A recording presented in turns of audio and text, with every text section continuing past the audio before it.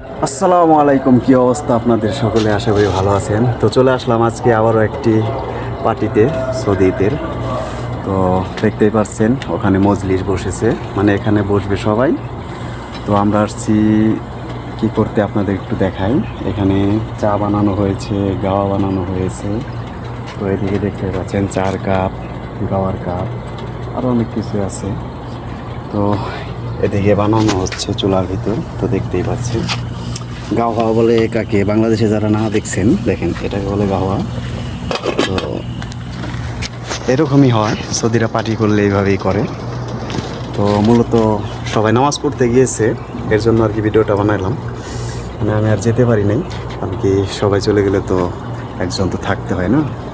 তো আশা করি সবার ভালো লাগছে ভিডিওটা। ভালো লাগলে অবশ্যই লাইক কমেন্ট করবেন, আরও অনেক কিছুই দেখাবো আপনাদের।